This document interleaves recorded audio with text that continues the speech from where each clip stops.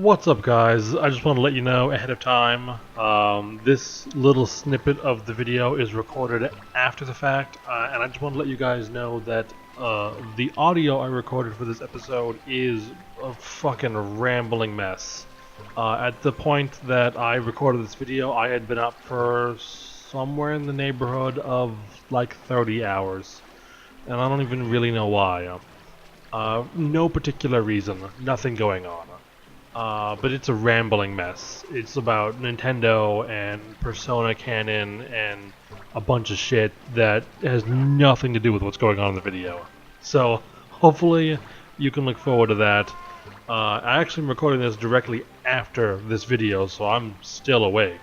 But hopefully that doesn't bother you guys and you will continue to enjoy it or watch it or something. So, enjoy, I guess.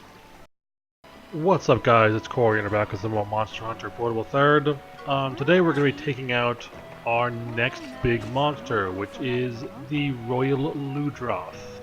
I've already taken out one of these in this game. They're not really all that difficult. I took them out over here on, I believe in English it's the deserted island. But here we're going to the flooded forest, I believe is what it's called in English. Obviously I can't actually read what that says. But they're pretty easy to take out.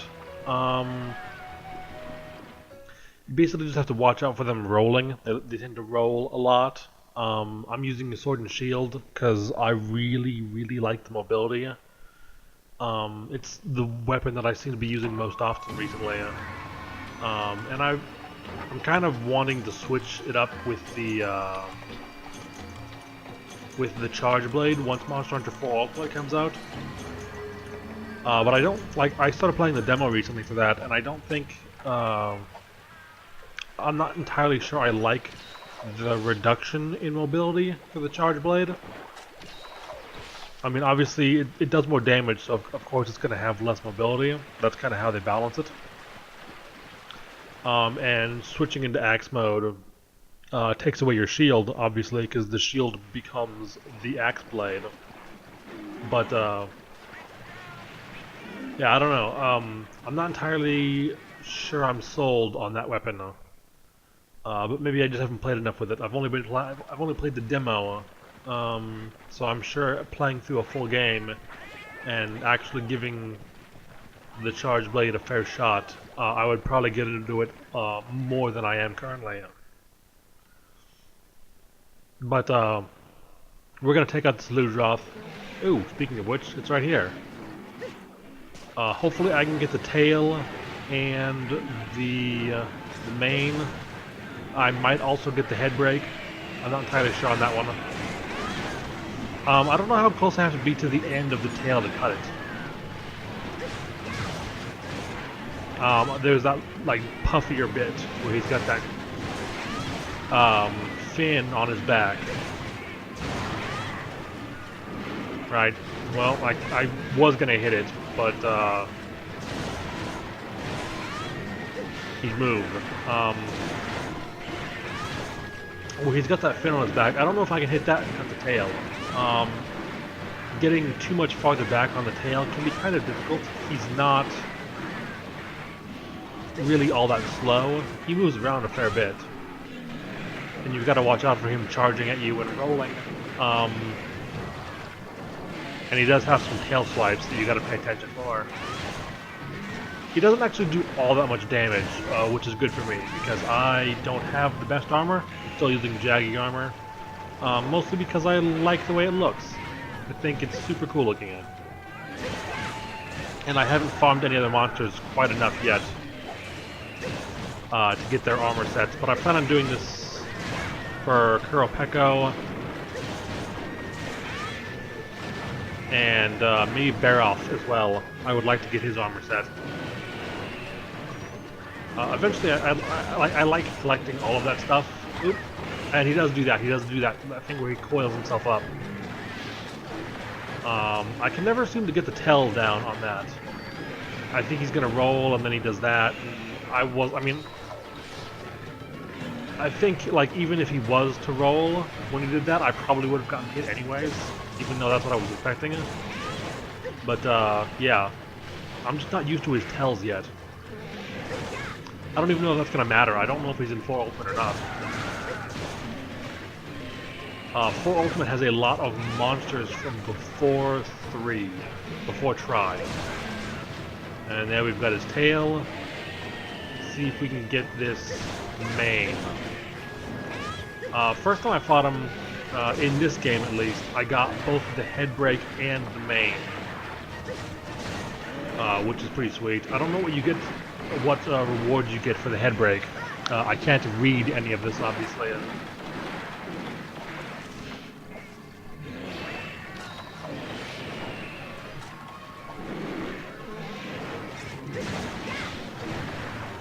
But I'm sure it's something fairly valuable. Oops, that sucked.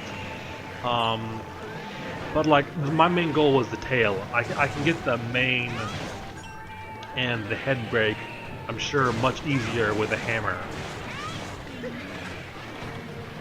So I'm not worried about getting those as much. But the tail break, the tail cut, is not possible with a hammer, obviously. So I wanted to make sure I got that, at the very least. Because I know that's valuable.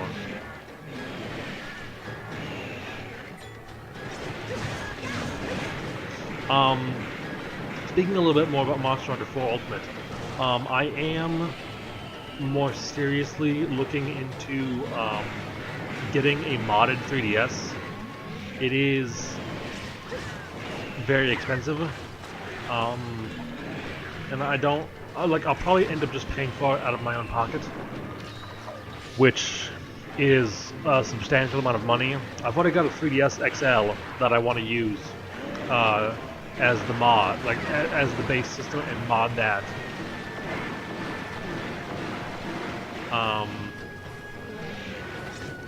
And I bought a Circle Pad Pro in expectation of doing this. So once I get around to doing that, I will have a Circle Pad Pro so I can play Monster Hunter 4 Ultimate on that in a way that is comfortable. So I'm looking forward to that. Actually, I've been playing a fair bit of, I've been playing some 3 Ultimate now because I have that Circle Pad Pro. I despise playing it with the touchscreen camera controls. I think that's a really bad way to play that game. But a lot of people do it, and they're obviously more dedicated than I am, because instead of playing 3 Ultimate, for me, I just went back and started playing Freedom Unite. It was just easier for me, and I don't really feel like I was missing out on all that much, because Freedom Unite is still fairly widely viewed as one of the best games in the series, just because it's got such a huge amount of content. But from what I've heard, 4 might have even more. Or 4 Ultimate, sorry. 4 did not, but we didn't get 4 here in the US, so that doesn't really matter. I think I just clipped through that thing. Slag Tooth, whatever the fuck it's called? I don't even know. Slag Off? I forget how it's supposed to be pronounced. They're a fairly minor enemy or a fairly minor monster that I don't really deal with all that much. You've got to kill them for a quest, and that's for their oil, and that's kind of it. So I know they've got oil, but beyond that, I don't really care all that much.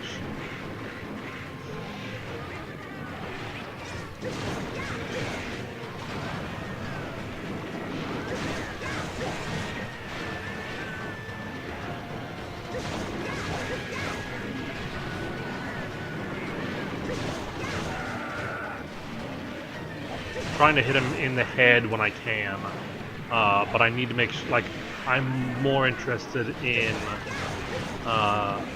the main than the head. Well, I got the head anyways, so now I just need the main, which should be easy. It's pretty big. It's a pretty easy target.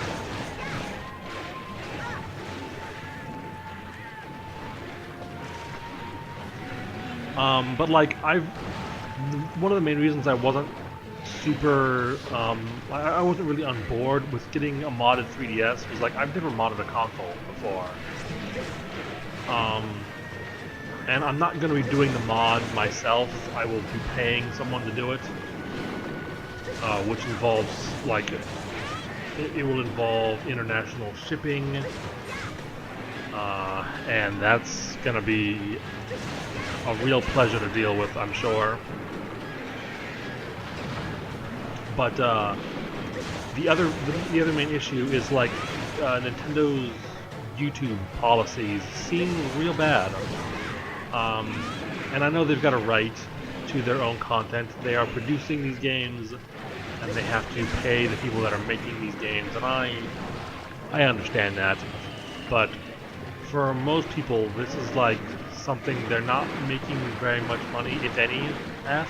Like me, I'm not making any money. I've been doing this for several, like, I haven't been doing this for as long as many others. But like, I don't make any money. And in fact, I actively lose money every month. Because there are upkeep costs for Adobe Premiere and just like the time that it takes me to render videos, and that's not really like a monetary cost unless you count like electricity and the internet, like the cost that it would like my internet bandwidth that it is using. But I'm not paying. I don't have super strict bandwidth cap, so that's not a monetary issue. But electricity, there could be a valid point for that, because it takes a while sometimes. And my computer's decent, but it's not some huge like. It's not very up to date. It's not as up to date as I would like, and for some reason I can't talk now. I'm just stumbling over my words.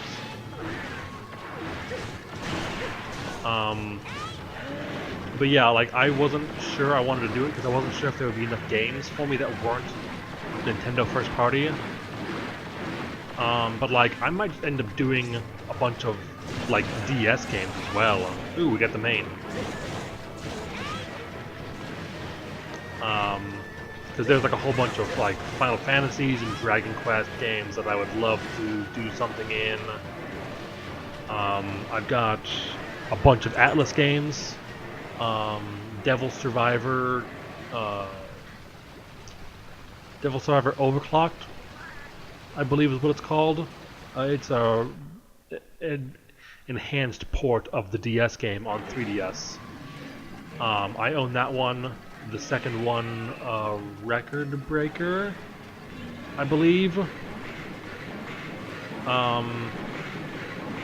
Maybe, yeah, whatever. The name doesn't matter. But that's going to be coming out in English at some point, I'm assuming, as well. I don't see why it wouldn't. Those games seem to be very highly regarded, so I don't see any reason why it wouldn't come over. Atlas is typically pretty good about that stuff. I don't know if I would ever do Persona Q. I am doing Persona 3. That might be a thing I would do. I'm currently playing through Persona Q, but obviously I'm not recording it because I don't have the modded 3DS yet. And I'm also playing through it as the Persona 3 protagonist, because I have some theories about where that game goes that more directly tie to Persona 3 than Persona 4. And maybe those assumptions are way off base. I hope they are not. It's just based on the other Persona games recently that makes me come to this assumption. Specifically the fighting games. They have... They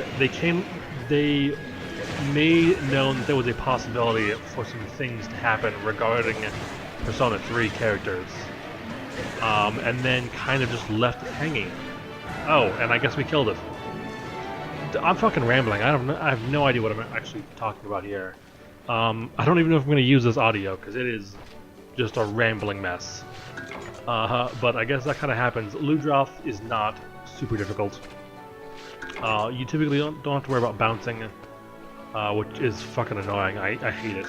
And so long as you get a couple of breaks, you can get some pretty good loot out of them. So guys, I guess I'm just going to stop rambling. Maybe I will go more in depth on my Persona Q theories that may or may not be insane on Persona 3 Let's Play. But I do think that the story of that game is more closely related to Persona 3 than Persona 4. I think Persona 4 had a more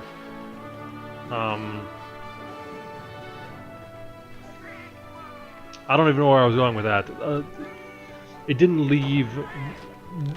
There wasn't this new possibility opened for Persona 4 game story, but there was this possibility open for Persona 3 because of the fighting games, which are apparently canon. And we got a fuckload of scales and hides. We've got 8 of those now. And a bunch of... is that... I can't... that might have been a claw, I forget. Or a bone of some kind.